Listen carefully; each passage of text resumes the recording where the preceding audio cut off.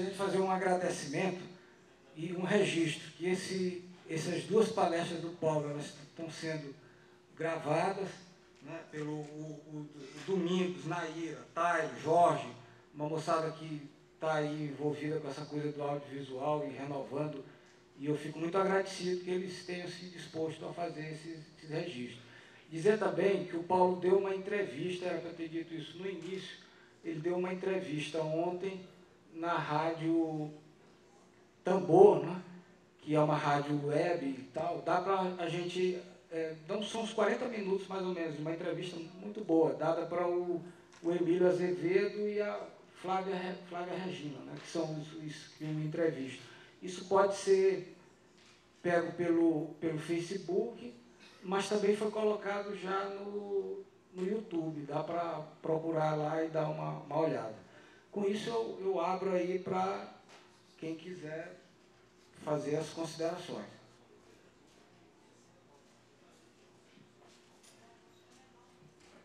Não, pega aí o microfone. Tá bom esse microfone? Não, liga aí, liga. Então, alô? A pergunta é simples, rápida. Só para não perder o embalo, Paulo, nesse contexto aí desse novo fascismo, o que seria, né, só para pensar, vamos dizer assim, a nova luta antifascista, né? Só para...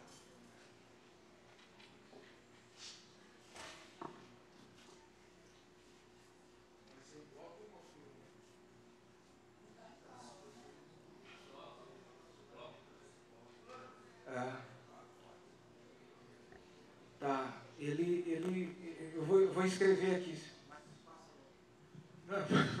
Não, eu estou sugerindo o seguinte, olha, com o risco de prolongar demais e, enfim, ficar muito cansativo, eu, pessoalmente, prefiro responder uma por uma. Você só vai fazer pacote 3 ou 4, você esquece na metade do caminho, responde mal a todo mundo e... Você quer fazer o pacote 3? 3? Tá bom, então...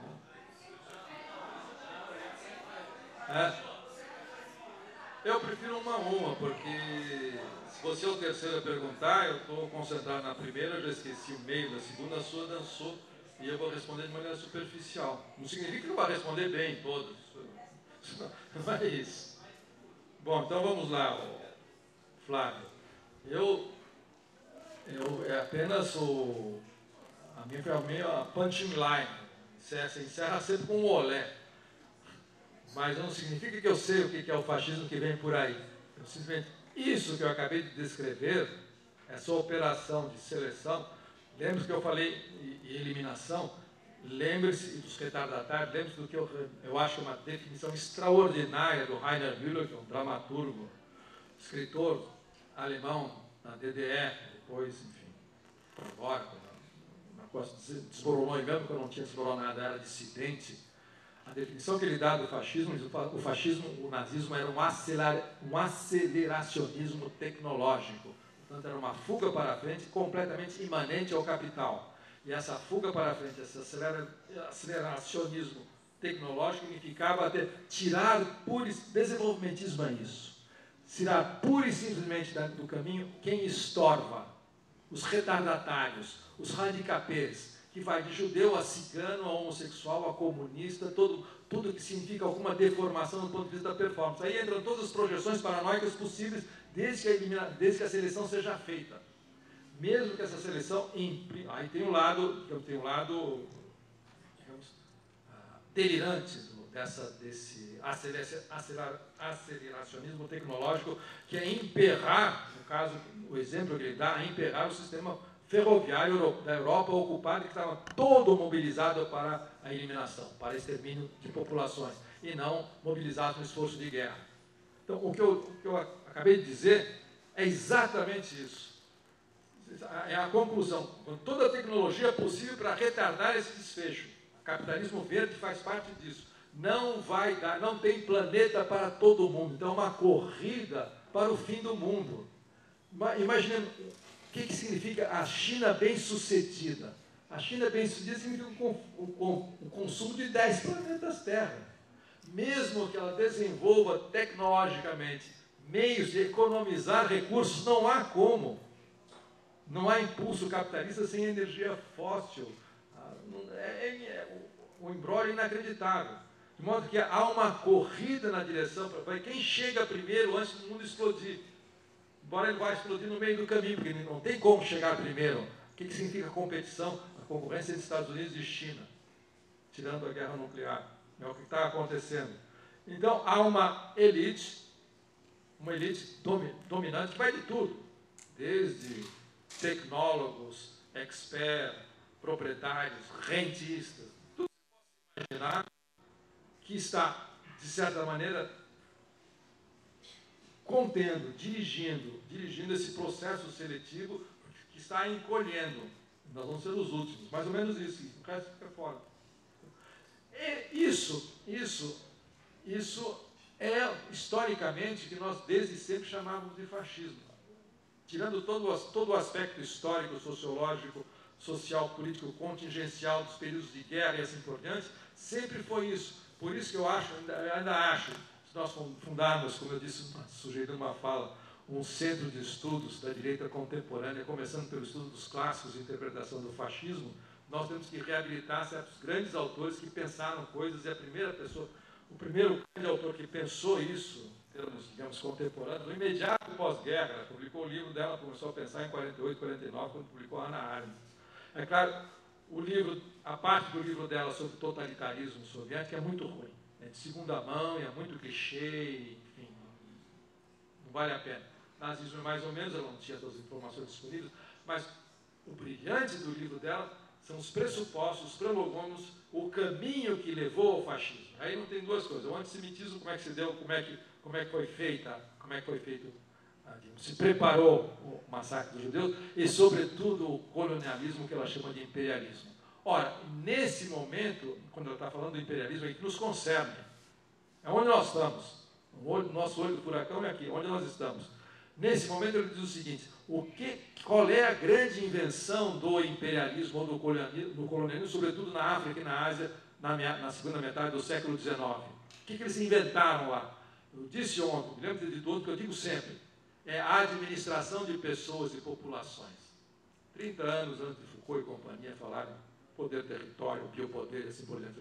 É a administração de populações, isso se dá onde? Se dá nas colônias, se dá todas as bifurcações, ramificações do império. E como é que se dá essa administração de pessoas? Se dá por decretos. Governo por decretos. E esses governos por decretos, o que eles gerenciam? Massacres administrativos. A história da África colonial é uma história de massacres administrativos e de governo por decretos. O que significa isso, diz ela? Olha, o que significa isso? Significa que você pela primeira vez, nas regiões coloniais, diz o que ela chama, há uma emancipação política da burguesia. Quem está fazendo isso é a burguesia europeia, imperialista, que embarcou na aventura imperialista dos negócios fáceis. A burguesia mais vitoriana hesitava um pouco, de modo que foram todos os grandes aventureiros dessa lumpen burguesia, foi para as colônias. E lá o que aconteceu? O milagre dos milagres, a burguesia, pela primeira vez, sem o estorvo das classes subalternas oponentes que desmanchavam o prazer, porque a produção é um estorvo, a classe operária é um estorvo. O ideal seria que não houvesse isso, passasse direto do D para o Delinha. Nas colônias não tem instituições, não tem parlamento, só tem decretos, só tem administração, e, portanto, decretos administrativos. Isso é emancipação. A burguesia se vê pela primeira vez sem instituições que lhe tolhem os movimentos, porque há oposição social para se defender. Aos nativos, que são pura e simplesmente estropiados, arrasados, escravizados, chutados, civilizados, aprendem a falar francês, inglês, alemão e assim por diante. Nesse momento, diz ele, o fascismo está pronto. É só ele se expandir conforme a crise vai se expandindo para a Europa. Por isso, eu acho que deve ter dito isso, que eu digo sempre, quando num certo momento o Hitler começa a pôr as manguinhas de fora e a dizer aqui veio, ele nunca enganou, mas ele começa a dizer explicitamente aqui veio, os bons europeus liberais, civilizados, começam a dizer o seguinte: é inacreditável, esse cara é um monstro. Por que ele é um monstro? Porque ele está falando, não, porque ele trata nós europeus como se nós fôssemos nativos africanos. É isso. Se não fosse isso, tudo bem. É como os judeus de direita. Se não fosse o antissemitismo com o Hitler, tudo bem, imagina. Pode massacrar à vontade comunista, não mexa nos nossos negócios. O problema é que ele é antissemita, aí não dá. Os europeus eram a mesma coisa. Por isso que eu estou dizendo, parece fascismo. Então, por analogia histórica, mas não estou dizendo que é a mesma coisa, não tem. Mas se trata de gerir populações, administrá-las por decretos sem instituições. É o que está acontecendo. Um outro teórico alemão está dizendo o seguinte: o capitalismo está morrendo de overdose. Por que está morrendo de overdose? Do seu próprio veneno, porque não tem mais oposição. Não tem mais oposição nem institucional, nem política, nada. Está entregue a si mesmo. E sem limites, ele se autodestrói, se autodevora, que é o que está acontecendo. Sem limites, ele se autodestrói, que é o que está vendo. Ele está eliminando 2/3 da humanidade. Ele está programando a eliminação. Está dizendo, pessoal, não vai dar para todo mundo. Não vê que essa história de reforma de previdência não vai dar para todo mundo. Entenderam? Veja como é que está a população carcerária. E olhe lá, estão vivos ainda. É isso que está acontecendo. Então, isso significa o seguinte, que não há futuro. Não há o futuro, não há para onde você caminhar, não há para onde avançar direitos, nada. Esgotou-se, bateu no teto.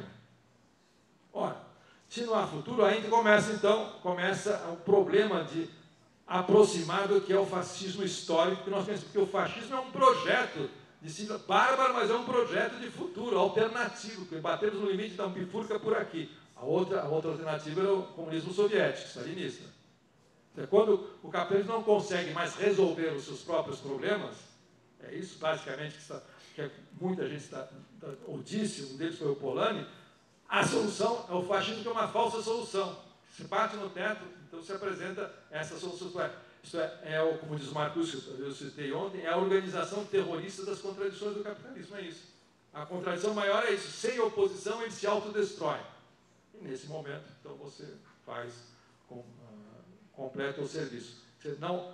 Portanto, a analogia histórica não se sustenta porque o fascismo achava que depois dele haveria uma ressurreição bárbara, mas uma ressurreição bárbara da civilização ameaçada, mas era um projeto apocalíptico. Sempre foi. Então, é um fim de linha análogo ao fim de linha que aconteceu no entreguerras do século passado. E um fim de linha que depois mascarou-se a si mesmo enquanto tal, quando, num certo momento, quando estava pintando já a vitória dos aliados, estavam repartindo o mundo, diziam, qual era a nossa tarefa agora? É reconstruir uma civilização que se autodestruiu. Essa ideia não é minha, é do Adorno.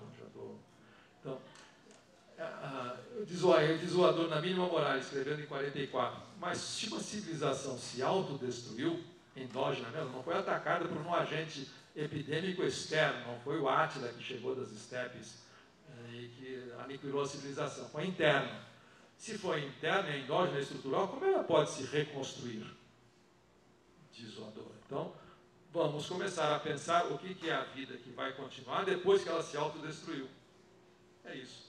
Nós estamos chegando no fim dessa vida que continuou depois que ela se autodestruiu, que é a destruição final. A menos que nós encontremos a fórmula de sair disso. Toda a luta antifascista é sair disso. Mas não tem mais a fórmula mágica para sair internamente, porque o coveiro está lá dentro. Então, o chamão do coveiro, e ele nos ajuda e encerra. Ele traz consigo a própria solução. O que eles estão dizendo é: foi-se o tempo em que o pobre, nosso amigo Marx, Deus o tenha, a humanidade só se coloca os problemas que ela pode resolver. Ela não pode mais resolver os problemas que ela se coloca. Não há mais. Não há, o capitalismo a dialética era isso, você traz o próprio antídoto. Por isso que foi uma fórmula mágica, no bom sentido. Era a coisa mais racional, inteligível e genial possível. Você caminha na direção do abismo, mas essa caminhada ela tem um mecanismo especial de autossuperação que corrige o seu rumo. A revolução era isso. Não veio. Não aconteceu. Não estou dizendo que não possa acontecer, são analogias.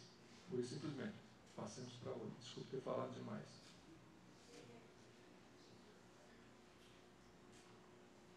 Boa tarde. Queria agradecer inicialmente o professor Flávio Soares, o professor Flávio Reis, ao Paulo Arantes, esses monstros da sapiência, né? Que são resistência, né? Nos dias atuais são resistência. Esse diálogo muito interessante, até pelo que eu busco, né? Então, aconteceram 3 momentos de choque para mim. Quando eu entro no curso de História, com Flávio Soares, né? O segundo momento é quando a gente estudou Foucault, eu no caso, né? É a questão da biopolítica. E o terceiro momento de choque é quando eu estudo o Agamben, né?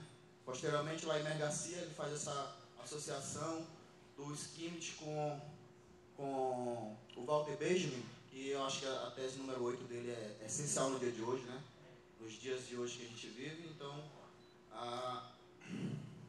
prosseguindo, a minha pergunta é o seguinte: na nossa conjuntura atual, já em 99, se vocês conhecem, existe um documentário chamado Notícias de uma Guerra Particular. Já fizeram entrevistas com policiais e com delegados civis também, que eles afirmavam que já vivia uma guerra no Rio de Janeiro, uma guerra civil, né? Já existia uma guerra em 99. De lá para cá, vários acontecimentos.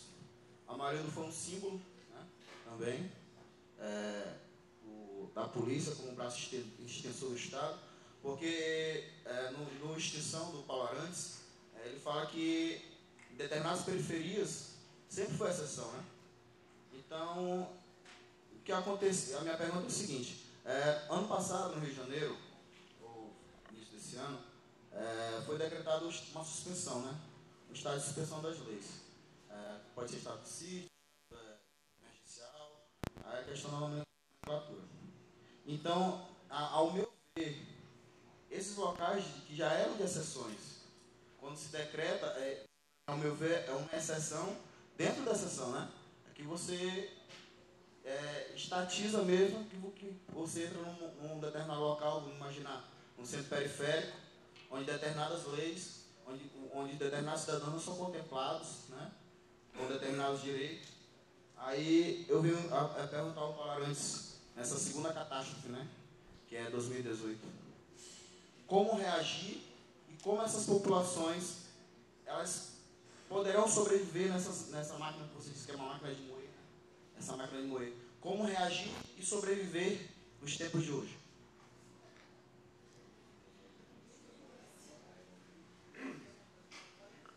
Em primeiro lugar, fazendo o que a Marielle fazia.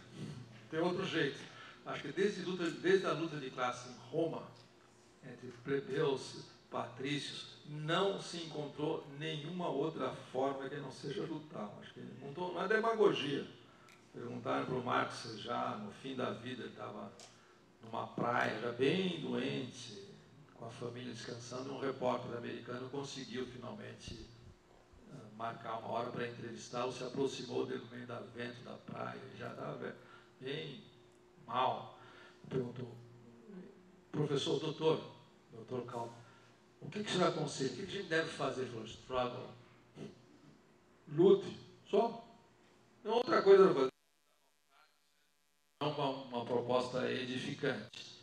Bom, então eu só queria esclarecer o seguinte: o que faz vamos examinar primeiro a Marielle, que é uma figura emblemática, não só porque foi canonizada com todo direito, mas deve-se ler a tese dela. O mestrado dela é muito bom. Eu li alguns trechos na internet, está disponível em PDF, leia as teses da Marielle, e aí você vai ver que ela está escrevendo. O que ela escreve é uma súmula com pesquisa e experiência própria, obviamente, sobre o UPP. É uma súmula de boa parte da pesquisa combativa no Rio de Janeiro sobre a gestão armada da pobreza no Rio, da vida social no Rio de Janeiro, com foco, sobretudo, nas UPPs, que são operações de contra-insurgência, já se escreveu muito sobre isso, inspirada no que foi a estratégia de conquista de corações e mentes no Vietnã. Só que no caso do Rio de Janeiro, além de conquistar corações e mentes através dos UPPs, portanto, da gestão armada da vida social, para permitir que as redes normalizadas de capitalismo, crédito, consumo e assim por diante chegassem lá, bancarizassem as populações, terminassem as gambiarras e assim por diante. Só que até mesmo este projeto ruiu. Nos escombros de projetos como esse é que atuam, pensam pessoas, militantes, pesquisadores e vereadores com mandato popular, com a Marielle, organizando as pessoas sobre as quais esses escombros estão desmoronando. Uma das coisas que esses pesquisadores, eu conheço alguns deles, jovens, alguns são até advogados, ativistas, são urbanistas, sociólogos, são militantes e fazem pesquisa, o que eles dizem é o seguinte: nós devemos evitar o linguajar mais enfático sobre o estado de exceção, o estado de sítio, com uma decretação soberana de uma cláusula, de um artigo que está na Constituição brasileira.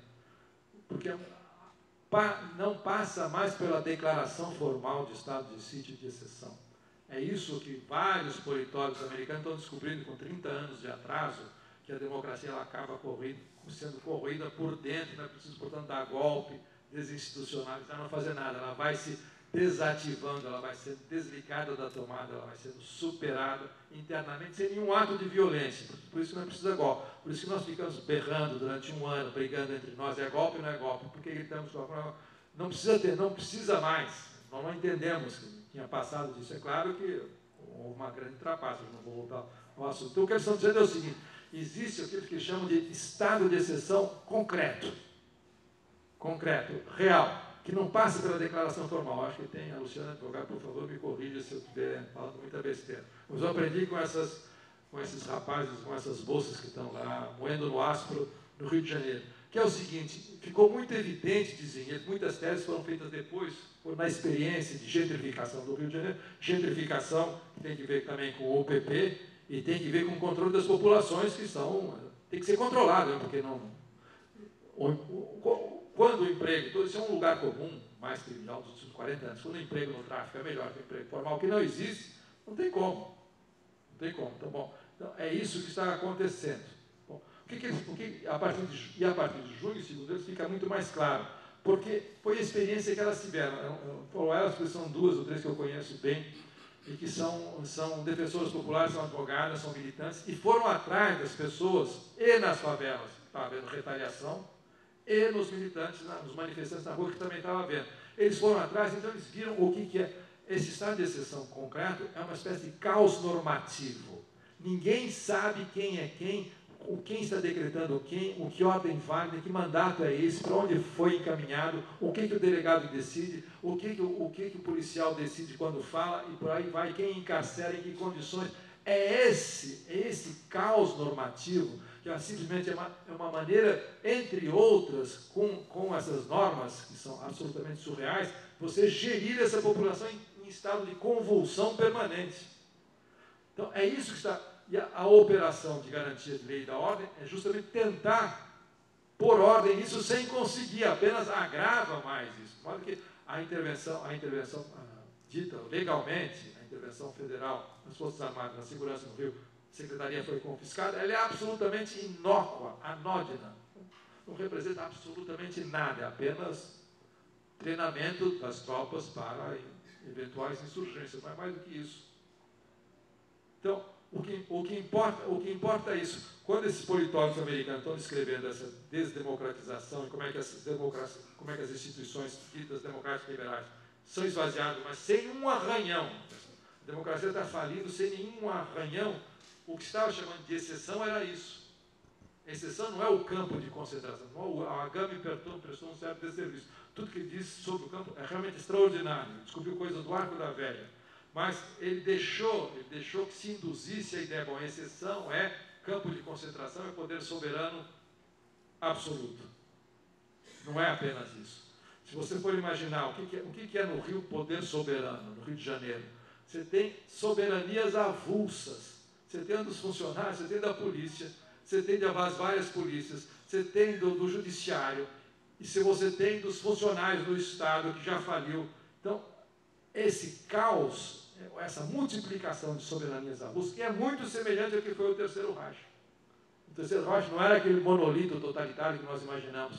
Eram soberanias avulsas que se combatiam, tinha o exército, tinha o movimento nazista, tinha o judiciário e tinha os empresários. Ninguém se entendia. Todo mundo mandava em todo mundo, e era aquela... Como era o campo de concentração, também era um caos normativo. Todos os que estudaram o seguinte: você começa a massacrar começa a convertê-lo em muçulmanos, que são mortos-vivos, como eles chamavam, porque o caos normativo é absolutamente inteligível. Nenhum dos hóspedes, como eles diziam, de uma instalação concentracionária, sabe o que lhe pode acontecer nos próximos 5 minutos e que diabo de regra ele deve obedecer. Se ele obedece um, ele é decapitado. Se ele obedece a outro, ele vai para a cama. Se ele obedece a outro, ele é esculachado. Então, é isso, a exceção é isso.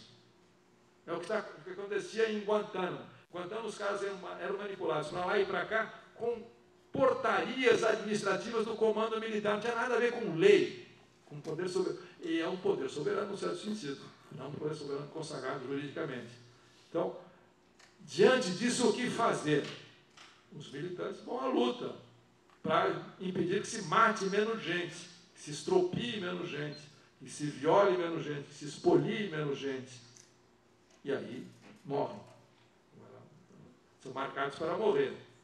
Bom, como é que se reverte isso? Não sei. Mas convenhamos que é uma luta para a qual a esquerda não está habituada, ela não tem repertório, mas é o que há para fazer.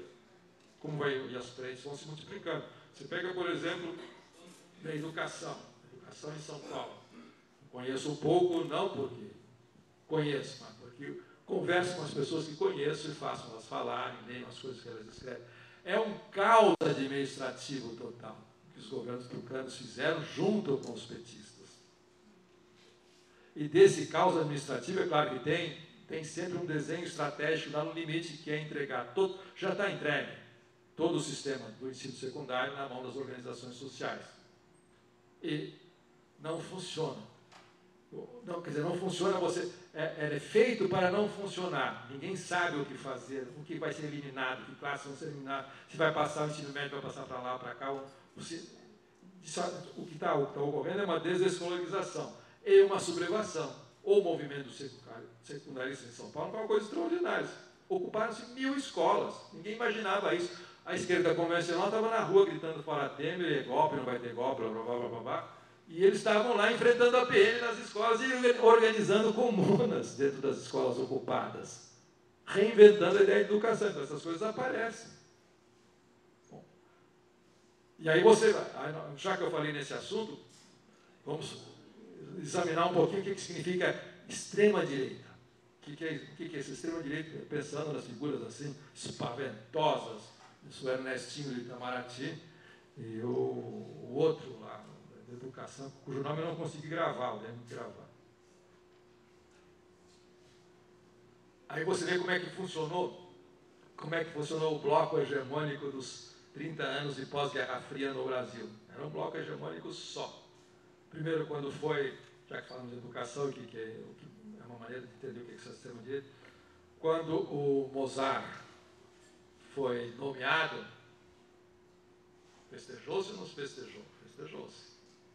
Pelo menos no meio que eu frequento, universitário, todo mundo bem pensante, festejou, entre aspas, porque já está começando o processo de normalização da besta-fera. Aí ele deu um tiro no pé. Porque se ele tivesse emplacado o Mozart, já tinha uma área civilizada. E qual era essa área civilizada? Instituto Ayrton Senna. Instituto Ayrton Senna, que é uma das cabeças do Escola para Todos. Escola para Todos, que é a organização de um pool de fundos de investimento, bancos, que tem fundos para a educação, investem na educação, tem planos para a educação, para organizar já há muito tempo. Ora, esse pool já era consenso entre os dois partidos que nos governaram, republicanos e democratas, cada um à sua maneira. Ora, isso, portanto, era um consenso, era um acordo de gestão através do modelo das organizações sociais, que é estritamente empresarial, foi atropelado pelo estrupício que eles resolveram colocar lá por razões ideológicas amalucadas que nós sabemos que tem que ver com a reação internacional. Naquele momento, todo mundo se fechou. Veja só, será uma aliança antifascista? É bom pensar nisso. Todo mundo cerrou fileiras em torno do quê? Do Todos pela Educação, que tem negócios com o governo petista há muito tempo. É A Viviane Sena é admirada pelos petistas há muito tempo como expert em educação, fora nós lá, os porra-loucas, estrelando São Paulo, fazendo greve, ocupando conjunto com secundaristas, dizendo, olha o que está acontecendo na educação. Então, a extrema-direita é justamente um outsider que veio abarroar esse navio, o Rex, como diria o Marco do Fellini, que estava navegando em águas azuis, como um cisne branco. Então, o que é essa extrema-direita? O que significa isso? Então, quem reage e forma uma frente contra a barbárie, foram os caras que articularam a puxada de tapete da Dilma junto com o PT. É incrível. Onde é que nós estamos? Bom, foi uma digressão porque você deu a deixa sobre exceção. Então, a exceção é essa. Onde é que está o poder pedagógico numa escola? Tenta entender onde é que está. Quem faz o quê? Quem organiza o quê? Aí chegam a extrema-direita. Tem os trupistas, que eu não sei o nome. Desculpa, eu não quero ofender, pessoal, não tem tanto faz. Tem um ministro, esse ministro alucinado. Mas tem o outro lado, que é o outro lado do governo, do novo governo que vai começar no dia 2 de janeiro, que é o lado militar, digamos assim. Esse lado militar está dizendo o quê? Temos que militarizar a escola. É o único jeito.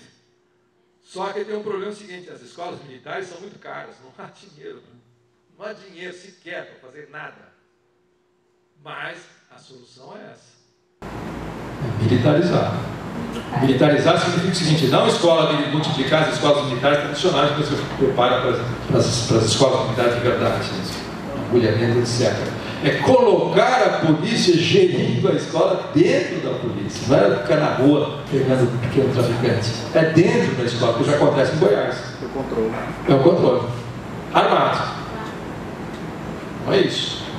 Então, onde é que está a extrema-direita? A extrema-direita é o fulano alucinado que fala aquelas bobagens, ou é o que já vinha ocorrendo há 20 anos? Então, para onde é que a gente foge? Onde é que é a luta antifascista? Quem são os nossos aliados? São os neoliberais? São os liberais? São os democratas? São os civilizados? São os almofadinhas de São Paulo, os conterrâneos? É com eles que eu vou juntar?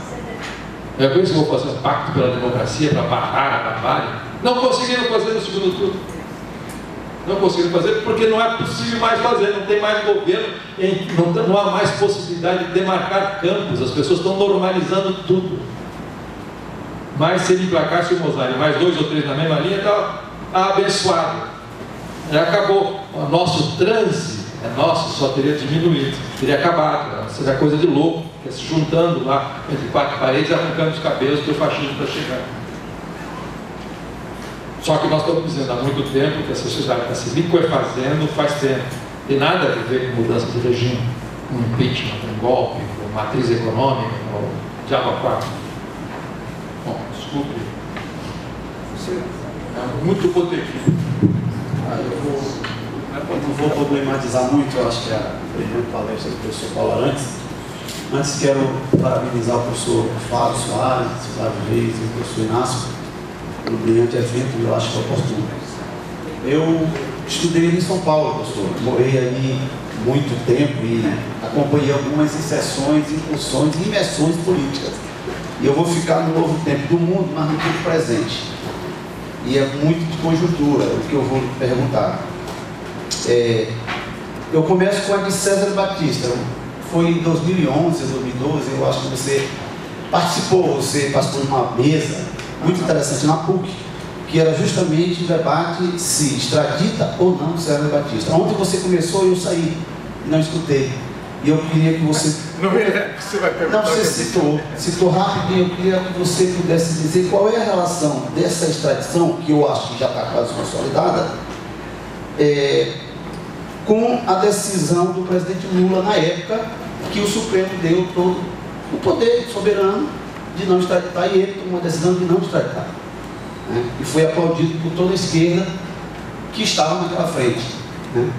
Do PSOL, do PSTU, do PCO, todos os P's.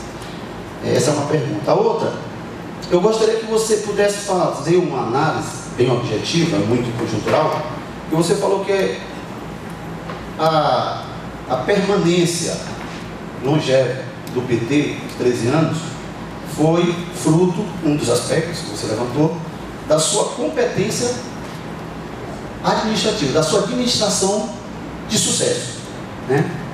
Em tese, concordo. Faça essa relação com a administração de sucesso do PSDB em São Paulo. Eu vi muito pouco você citou só a Carta aos Brasileiros, mas citou antes, né? Um pouco a ideia das teorias da independência, fazendo uma distinção muito interessante, por sinal, do Celso Furtado, do Rui Marinho, do próprio Fernando Henrique Cardoso, como falei. Eu queria que você pudesse falar, porque acho que nessa velha conjuntura, ou nova, ou antiga, o PT é um dos velhos, tradicionais partidos, mas você tem o PMDB, o P-PMDB, agora é MDB, e você tem o PSDB, e você iniciou realmente o debate sobre o Fernando Henrique Cardoso e tal. E nessa conjuntura, o que a gente percebeu, do ponto de vista dos cálculos eleitorais, que o PT não foi um partido extremamente derrotado. Do ponto de vista do cálculo eleitoral, pode ser que a política toda do PT fosse. A gente tem que analisar todos esses aspectos. E o PSDB, juntamente com o PMDB, que tem uma tese aí que se confronta entre o Marcos Nobre e o próprio André Sinja, que dizia que a hegemonia da coalizão era do lulismo. E o Marcos Nobre vai dizer, não é do lulismo, é do PMDBismo. Eu não sei se é o lulismo que sobreviveu ou se foi o petismo, mas o fato é que a polarização desta eleição, ela se dá numa perspectiva de unidade do segundo turno de todos, contra a barbárie, o fascismo, contra o que está aí. Então eu queria que você fizesse essa reflexão, não sei se de forma objetiva, né?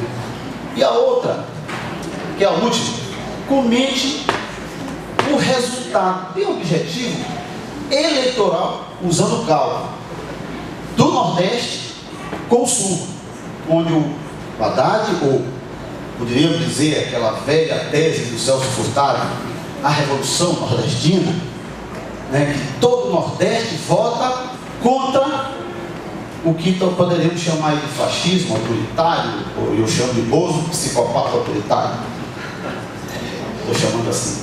E o Sul, entre eles São Paulo. Se a gente considerar nos cálculos, e eu estou trabalhando muito com cálculo, os 10 milhões de votos de Márcio França em São Paulo, esse blindismo PSB e PSDB em São Paulo, poderia ter alterado o resultado da eleição do Haddad aqui. Enfim, e pelo período que eu morei em São Paulo, e eu vi grandes debates, argutos, debates de intelectuais como você, que eu te monta, que eu admiro muito, por sinal, participei de várias sessões de você nas quarta-feiras na USP, ficava lá atrás, silêncio, sem falar, mas muito interessante, com muitas pesquisas bonitas e bem trabalhada, seus alunos e outros. E eu queria entender essa contradição do Nordeste periférico consegue responder uma perspectiva já anunciada da nova catástrofe, e o Sul desenvolvido, isso é uma comparação que eu até faço na minha tese de doutorado, Brasil periferia, Maranhão periférico. Enfim, o Nordeste consegue responder, por sinal, muitos agora estão se debruçando sobre o que ocorreu com essa votação do Nordeste. Enfim, essa é uma problematização que eu queria entender, né? Porque os bons, assim, entre aspas, essa lógica do desenvolvimento, do subdesenvolvido, está sempre trazendo para nós algo. Parece que eu até fico, eu morando em São Paulo, eu fico me perguntando, será que o Maranhão não tem grandes e argutos intelectuais que possam provar de que o que o Celso Furtado sempre disse, eu concluo aqui, Celso Furtado, em uma das entrevistas que ele deu no livrinho Cerca e Poder, e entre elas era a Maria da Conceição Tavares, ele tem uma passagem que ele diz, olha, eu acho que esse livro é da década de 90, 80, 90, ele dizia que a política, para ele, naquele momento ele falando, ela tem muito mais sentido e força hegemônica para o Nordeste de que para estados como São Paulo e Rio.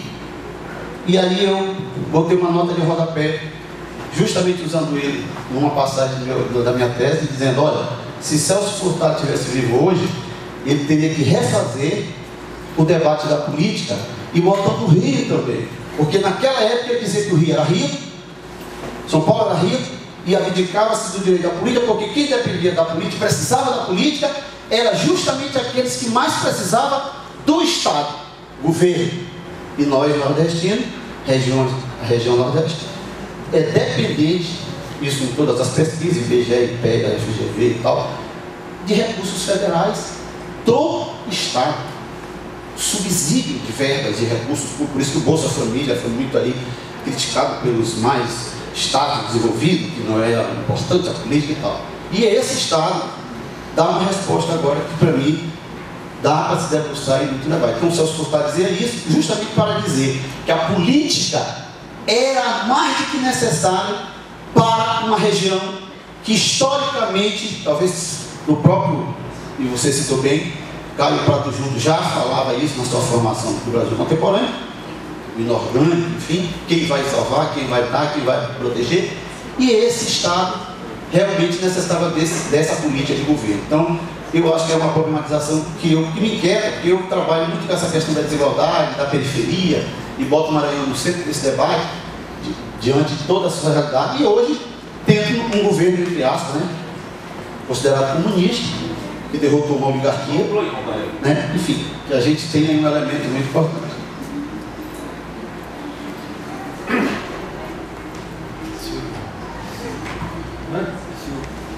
Silvia. Bom, mas você estava lá nas quartas-feiras, como é que você não foi falar? O que é isso? Sua presença é imponente, você não passaria desapercebido. Enfim, espero que nos encontremos numa próxima quarta-feira, o ano que vem. Então começo pelo Batista, que é nada problemático. Eu não vou repetir o que eu disse ontem, que o Batista é o resíduo daquela contra-revolução que aconteceu na Itália nos anos 70, depois da ressaca de 68, em que havia um compromisso histórico. Você falou em comunismo, mas assim, o Partido Comunista Italiano estava associado à democracia cristã na repressão dos dissidentes, dos esquerdistas, dos grevistas, todos estavam fora das grandes centrais sindicais. E essa ferida não se curou até hoje. Inclusive dentro da Operação Gladio, que era a estratégia de tensão na Itália naquele momento, promovida pela OTAN. De modo que o Sérgio Batista ele é perseguido pelos dois lados do sistema, inclusive encarniçadamente pelos remanescentes representantes do finado Partido Comunista Italiano no Brasil, entre eles o Mino Carmo, que é um carniceiro, que quer mais que o cara morra. Seguramente ele chegando na Itália ele será assassinado. Os policiais não vão perdoá-lo, porque matou o policial imaginariamente, é possível. Eu acredito em vocês, acredito que foi tudo que foi dito. Mas mesmo que não fosse, no caso.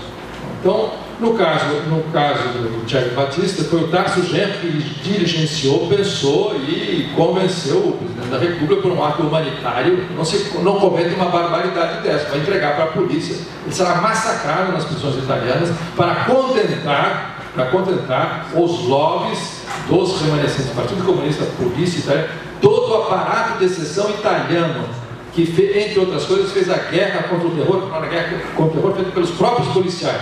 Uma das grandes observações do Guy Debord, comentando da Itália naquela época, é o seguinte: esse terrorismo de Estado é do próprio Estado, nós não sabemos mais quem é quem. Na verdade, o Estado conspira contra ele mesmo. No momento em que o Estado conspira contra ele mesmo, o capitalismo tornou-se inviável e ingovernável. É o que está acontecendo hoje. O Sérgio Batista é um peão nessa história, de modo que é uma espécie de obrigação da humanidade, desde que existe humanidade. Não se faz isso, eles vão fazer. Óbvio, eles vão fazer, não sei como, não sei, tem gente se mexendo aí, mas não sei o que, não tem ideia. Não tem ideia que foi. Então voltamos para a sua argumentação sobre a administração bem-sucedida do PT. Você acha que eu fui injusto com o PSDB? Também fui bem-sucedido. Não, eles lá em São Paulo, não há alternância, ninguém puxou o tapete do PSDB, eles estão lá há 25 anos. Há 25 anos, e do ponto de vista, já que está falando de educação, não há nenhuma divergência, está nos jornais, eu não estou caluniando o candidato derrotado, mas bem votado nas últimas eleições, é admirador do Liliane Santos. Não teria por que não ser. Ele foi o ministro da Educação durante 8 anos, sabe, entende, sabe o que significa educação para todos e está de acordo com isso. Então, é isso que eu estava dizendo, não tem... Esse fla-flu é um negócio fantasmagórico. E, obviamente, como esses programas sociais de genial não tem nada, são políticas focalizadas que remontam ao Banco Mundial, que por sua vez remontam ao Robert McNamara, que aplicou gestão militar de guerra no Banco Mundial quando foi presidente. Políticas focalizadas, não por acaso tem a expressão foco, o foco é target, é alvo, e alvo sempre foi alvo militar. Público-alvo é para ser bombardeado por políticas benignas de amparo ou políticas mortais de encarceramento, repressão e morte. De modo que os dois lados aplicaram essa gestão de populações concebida na época do McNamara, rescaldado pela Guerra do Vietnã para conquistar mentes, corações e mentes no Banco Mundial, e foi aplicada brilhantemente pelos governos petistas e menos competentemente pelos governos tucanos, com a grande particularidade, por isso que funciona a administração, porque no caso tanto de tucanos como petistas, para dizer os majoritários, eles estavam dois lados do balcão. Quando vinha uma coisa, habitação, problemas habitacionais, moradia, vinha uma missão do Banco Mundial, ou no caso do BID, para uma grande metrópole brasileira, para um plano habitacional ou de saneamento básico, ou de retificação de um rio. Eles negociavam e tinham condicionalidades. Essas condicionalidades eram várias adaptações daquilo que depois ficou chamado de neoliberalismo, assim, para de governo da metrópole. Ora, quem negociava era a administração pública esclarecida, bem preparada, com técnicos que tinham a altura dos técnicos que vinham do BID e do Banco Mundial. 2 ou 3 anos depois, quem chegava do BID e do Banco Mundial eram os antigos administradores públicos que estavam do outro lado do balcão. E depois poderiam passar pelo outro lado do balcão. De modo que há um sistema de governança mundial em que hora você está no banco, hora você está no governo. É só ver as diretorias do Banco Mundial, do BID, e quem foi ministro, está lá. Tem petistas e tem tucanos. Estão governando. É um pouco a caricatura para a periferia do que acontece na Europa desde o fim da guerra entre liberais e sociais-democratas. É isso. Então, com um pouco de tirocínio. Então, essa foi, digamos, a origem da grande miragem brasileira da época do pós-Guerra Fria, é que uma administração racional, não estritamente patrimonialista, tinha chegado ao poder e, portanto, alguma diferença faria na desgraça nacional. E de certa maneira fez, não tem dúvida que fez. Barrou um pouco a onda patrimonialista, deve virar ao contrário. Depois de algum tempo, em simbiose, virou-se para uma outra maneira de governar, a não ser o que eles fizeram. De modo que então há competências do lado. Do ponto de vista do governo, nós podemos dizer que nós, veja só o nível de desgraça que chegamos. Nós, de 94 até o fim, até a primeira metade do governo Dilma, nós vivemos uma era dourada de administração pública no Brasil, como nunca se viu, pouco no segundo Getúlio. Para nós dissermos que foi isso, veja só onde é que nós estamos. Onde é que nós estamos? Bom, voltando, segunda outra parte da sua pergunta, sobre o Nordeste, sobre as votações, bom, aí eu não me aventuraria jamais a desagregar os dados eleitorais, os mapas e ver o que de fato aconteceu, quem votou em quem, como, condição social, raça, gênero, renda, localização, não tenho condições de dizer, religião, sobretudo. Assim que eu cheguei no primeiro jantar, ouvi vários depoimentos de amigos sobre o voto evangélico aqui do Bolsonaro, o pobre, gente estropiada mesmo, voltando racionalmente. Eu comentei isso um pouco na Rádio Tambor ontem, do meu lado lá, que eu vi em São Paulo. Então é uma coisa a ser debatida ainda por muito tempo, muito tempo. Bom, a sua consideração sobre o baluarte nordestino, nós resistimos, é simpático, eu simpatizo com isso. No auge do primeiro para o segundo turno, Até a minha neta de 11 anos, tanto ouvi conversa na casa dela, na casa dos avós, dos outros avós, estava apavorada também. Porque todo mundo dizia que ia embora. Aí até que ela ouviu a avó dela, mulher, dizendo que ia para a Bahia. Mas eu vou para a Bahia, vamos lá. Não, 2 dias depois mataram o mestre Pô. Aí ela ficou assim, mas... Aí perguntou meu irmão, onde é que você vai? Eu falei, vou ficar aqui, ó, vou espernear. Você tem direito a isso, porque você está pensando em ir para algum lugar, eu vou para a Dinamarca, são 11 anos. Bom, então o Nordeste foi o nosso baluarte num certo momento. Bom, mas o que significa baluarte nas condições prévias que eu descrevi? Acho que aí tem muito vento dentro disso. O que significa? Eu não vou me atrever a comentar conjuntura política eleitoral no Nordeste, mas não sou doido. A conversa do Tiquinho tem limites, eu também conheço os meus. Mas eu vou me permitir fazer um comentário do seu comentário, que não é uma restrição, mas é uma observação, digamos, um pouco reticente, porque o seu raciocínio leva a uma espécie de normalização da situação. Eu imagino que você tenha um bocado de razão, você não é o único que está pensando assim. Eu conheço muita gente boa em São Paulo que está pensando desse mesmo jeito, raciocinando desse mesmo jeito, basicamente dizendo o seguinte: você não disse isso discretamente, você é muito educado, você não disse assim, olha, aqui é um bando de alucinados, é uma igreja pentecostal, trotskista, bolchevique, que estão pensando no fim do mundo, falando aleluia, aleluia, vai acabar tudo, quando estão se auto-agoniando, se auto-flagelando, quando... Ponto. Quantos votos teve lá o meu aluno? Bom, desculpa, não está gravando, tira isso. 47 milhões, né? 47 milhões. É considerável.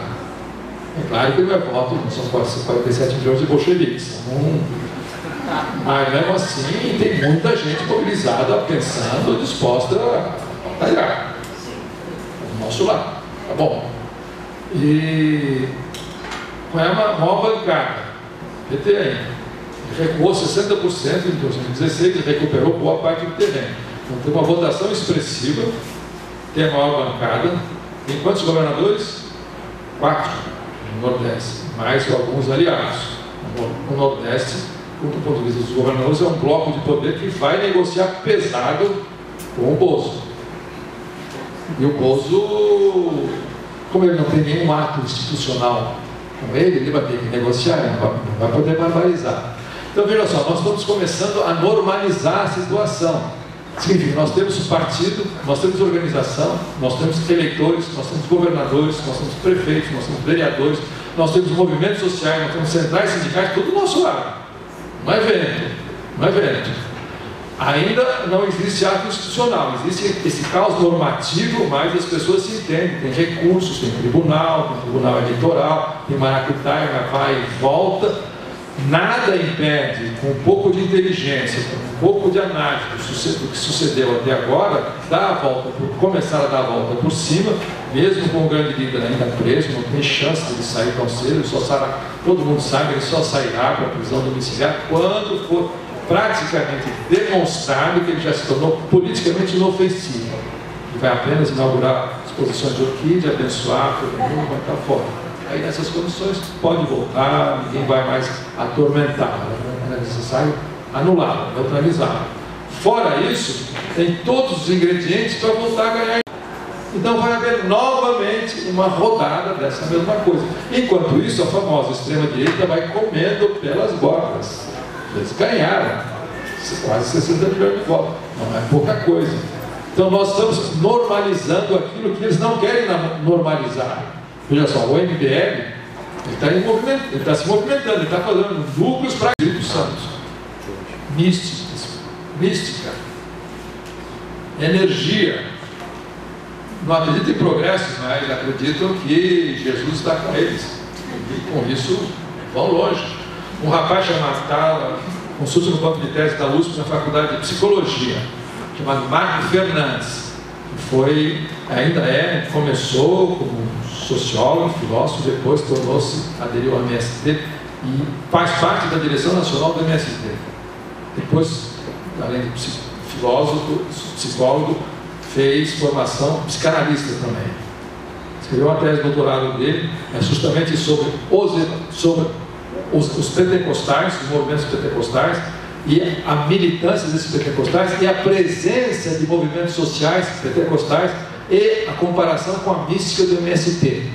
A conclusão dele é o seguinte: sem a mística do MST, quem conhece, quem militou no MST, frequenta o MST, conhece o MST, convive com eles, agora o negócio está embaixo, tudo no mundo. Sem a mística do MST, não havia coragem e energia moral, não é doutrinação marxista, para fazer uma ocupação e enfrentar jagunço. Isso evaporou. Evaporou, sobretudo, porque eles viraram um governo, participativo, democrático, popular, estão lá, eles estão dentro do INCRA. Aí você começa a ter responsabilidades. Mas a conclusão dele é isso. Então, de onde vem o combustível? Não sei. Não estou dizendo que todo mundo faça entrismo de igreja pentecostal. Mas ele, na pesquisa dele, ele ia aos cultos e ficava impressionado. Até numa simples música comum, todo mundo tocando um instrumento, cantando, passava uma energia que ele tinha visto só similar nos bons velhos tempos do auge do MST. Quer dizer, não é tudo escuro, mas tem. E eles chegaram na frente. A mística da extrema-direita é o ódio, mas sem ódio também não vai lugar. Estava dizendo para o Emílio ontem na rádio do Tambor. Você acha que sem ódio nos olhos, os bolcheviques fariam alguma coisa entre fevereiro e outubro? Ou não era para ter ódio daquilo lá? Sem ódio não ia fazer nada. Fazer um acordo, um pacto de governabilidade com os mencheviques e os tsaristas, com os exércitos brancos. Tem. Quer dizer, não é um ódio no sentido primitivo. É a fúria, ira mesmo. Lembra da famosa ira divina? É isso aí. E onde é que você vai encontrar esse combustível hoje? É tudo falso. Como é que você está num governo bem sucedido, com seus programas sociais, nós somos movidos à indignação, ao ódio? É farsa, você tem demagogia, você está enganando o Instituto Público. Então tem que reinventar isso. Os caras chegaram na nossa vida, reinventaram uma outra coisa terrível, odiosa, no senso, mobilizou montanhas de gente. Ninguém depende de financiamento externo, de irmãos corpo para fazer o que eles fizeram. Eles foram porque acreditam, que acham, como os nazistas, como se uma nova era estava se abrindo. Todos os nazistas convictos, que não eram simplesmente quadrilheiros ou bandidos, sanguinários, convictos, estavam achando que estavam abrindo uma nova era para a humanidade, tirando o que havia de ruim no meio do caminho. Eles estão certos. Quando eles ameaçam alguém, olha pessoal, manda um Twitter qualquer para um centro acadêmico, olha pessoal, acabou a putaria. Então vocês vão se ferrar. Eu estou dizendo, é isso que eles dizem. Vocês vão se ferrar, porque um novo tempo começou. É claro que esse novo tempo também, os militares têm a redenção, a redentora, o novo tempo começou. Mas se você puder anunciar que o novo tempo começou, você não faz nada. Há 20 anos, os tucanos deixaram, ou 20 anos que o PT não diz mais nada do novo tempo que começou, a não ser pressão e mega evento. Não é possível. Não dá. O que é isso? Minha Casa Minha Vida, as empreiteiras organizaram. Foi uma reunião na Casa Civil, 6 empreiteiras se organizaram, olha, nós temos que nos capitalizar. Aí fizeram essa coisa execrável, que é desurbanização. Eles têm até, não vou entrar em casa. Perto do Minha Casa Minha Vida, não sou eu que digo, eu convivo nesse meio de arquitetos urbanistas e tem muitos seminários das quartas-feiras sobre isso. Perto do Minha Casa Minha Vida, o BNH da ditadura da progressista. Vocês terem uma ideia. Aí você vai dizer, olha, com Minha Casa Minha Vida, uma nova era começou. Os caras estão morando lá no fim do mundo, sem emprego, sem saneamento, sem condução. Não.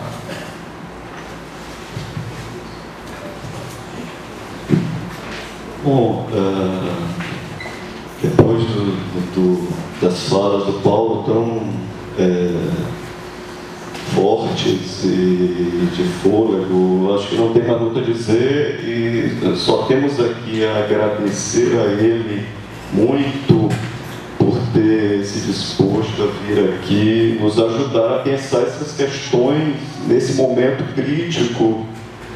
E acho, quando ele falava, lembrava, acho que a gente tem que realmente revolver, como ele falou aqui, as teses sobre o conceito de história do Benjamin, ler de outro modo.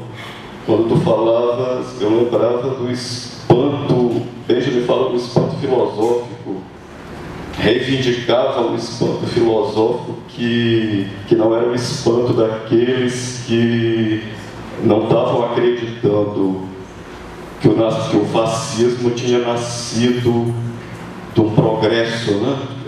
Que o fascismo tinha nascido apesar de toda a aposta no progresso. Enfim, talvez a gente precise ter um combustível, seja um espanto, uma perplexidade que a fala dele nos causa, mas que é um esforço para pensar. Eu lembro aqui de uma companheira de geração do Benjamin Hannah, pensar nesse desamparo, né? Pensamento do desamparo, pensamento nessa situação crítica, pensar, enfim, qual a nossa luta antifascista diante dessas situações de exceção que a gente ainda está tentando compreender. Esses momentos aqui são fundamentais, eu acho, para a gente tentar enfrentar isso. E a gente só tem a agradecer, quer dizer, uma ideia que surgiu de uma discussão aqui entre mim, Flávio Reis e Flávio Soares, com um grupo de alunos, terminou